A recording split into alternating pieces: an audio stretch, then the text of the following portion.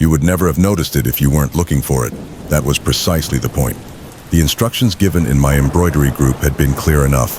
After nightfall, take a stroll on the second lane past the bakery, look for the unlit lamppost and turn down that dark alley, they said in hushed voices as the pianist began playing in sudden loud fervor by coincidence. Then you will see a mossy stone staircase which you will descend, and at the end of it, there is a dim hallway. She lives through the set of green doors on the left. The doors are tall and French like my husband's mistress, but peeling and weathered. I can tell they were once painted a lovely shade of emerald green. Half of that green paint lies in small piles of flakes on the cobblestone. I debate knocking, and decide instead to reach with false confidence for the rusted copper handle. It turns downward easily. A small bell rings and echoes. Welcome. On the posters she is grotesque, an example of how time and sin turn a person sour. But in person she has the kind of enduring beauty you can't tear your eyes away from. Do come in, darling. Don't be shy. Contrary to popular belief, I don't bite. Although I can't say nothing here does. Her voice is like a wind chime, melodic and resonating, barely brushing over the crashing waves of her words. I wonder if I'm here too long, if that voice will drag me out to deep sea. Or did that only work on men in the myths? Take a seat, love. Yes, there is perfect. Would you like a cup of tea? Well, it's never too late for tea, is it now? I enjoy it late into the night myself, but maybe you've been raised more proper than that. Here, the cup is warm, not hot.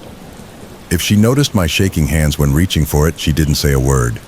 It takes more than a few seconds for my eyes to adjust to the warmly lit room after a dark and shadowy street. Among her many talents, it cannot be said that she was a good decorator. The shabby boards of the walls are empty, but for an assortment of faded newspaper clippings from the highlights of her anonymous career. Obituaries, mostly. A tattered blue curtain with tassels hangs behind the armchair she's perched in, dividing off part of the room. Eccentrically painted shelves house arrays of books and bottles of objects my gaze prefers not to settle on. She would have been called a witch for her collections had she not already acquired numerous more colorful nicknames by the public. The only item of some value is worn loosely around her slender wrist, a heavy and ornate gold watch. The kind of thing that would make a petty thief's day to see glinting underneath a man's sleeve in the street. She catches me admiring it and smiles thinly, holding up her arm up to eye level. Isn't it a beauty? It was my first husband's, this watch. On the 10th anniversary of his death, I'm going to smash it to bits and melt the gold into a necklace for myself. I deserve a little gift from him, I think. Her laugh unnerves me, but I find myself too curious to be afraid. I politely say my condolences for her husband's death. Oh, darling, don't be sorry that that man is dead. The one good thing he did was to be the inspiration for the charity work I do. I haven't always done this. I used to be an actress, you know, a leading lady of the stage. Men would come from all over the city to see my shows, for I was beautiful then. Sometimes after the shows they would approach me, usually blind drunk, complimenting my dress or what was underneath it, asking for a kiss or a drink or a night. And sometimes they didn't ask. My husband became my husband not because he asked, but because he damaged me, and he was rich enough to get away with it, and clever enough to know that marriage was my only option. She smooths down the skirt of her maroon dress, then looks up at me with a solemn expression I can't fully read. It isn't hard to believe she was once a sought-after woman. Though sunken in age, her cheeks are smooth and her face looks as though it was hand-carved out of porcelain by God. Her hair is twisted into a dark crown atop her head, secured with metallic pins. Her eyes are like a cat's, but not a house cat. No, definitely not. Like those of a tiger that has been left to go hungry for far too long. I will her to continue talking and not look at me with those eyes again. We sip our tea in unison, upholding our masquerade as ladies. She takes in a breath. He said he loved me, and at the beginning, I believed it. He may have loved me. He certainly desired me. I think mostly he loved seeing the desire and jealousy of other men when he told them I was his wife. But that got old fast. So did I in his eyes. When it had been a year, and I still had not given him a child, I turned ugly to him, and he acted ugly accordingly. One night, he came home from the pub talking about how the other men's wives had filled their houses with children by now. He spoke of babies like cattle. Then he threatened that he ought to tell the whole town that I was secretly a whore and leave me. I should have kept quiet and obeyed and smothered him in his sleep like a good wife. Instead, I promised him that as long as I was alive, I would never let a child be born cursed enough to have him as a father. I'm sure you know what happens next, or otherwise you wouldn't be here, my darling. She traces a scar on her chin that I hadn't noticed before, extending along her jaw to the start of the delicate bones of her neck. I imagine it snaking around the rest of her throat in a ring, strangling her pale skin, and my breath catches. It looks as if lightning struck her. She was struck, though not by something as rare as lightning. I instinctively touch my collarbone where I know without looking there is a ghastly bruise. My modest neckline covers it, but somehow it feels like she knows it's there, my mark of pain. I hope it goes away quickly so my husband does not think me unsightly. But then again, perhaps that will not be necessary. I nod at her meekly to show that I do know what happens next. I can't say whether he truly meant to kill me, but to hurt me, to wound me, to make my thoughts and words disappear in flames. He meant that with all his heart. The funny thing is, it was him who made my words true. Of course, he couldn't have known that I was with child. Even I did not know then. After, no one would ever get to know. I made a gravestone, although there was nothing to bury. And then a month later, I buried my poor sick husband next to it, marked only with a slab that did not bear his name. Wealthy and beloved as his gold in his life, in death, he became only stone. The disease had taken him so quickly that there was no time for anyone to save him. Shame on chance to take him from this world so young. Got him like poison essentially. The porcelain around her eyes cracks faintly in amusement.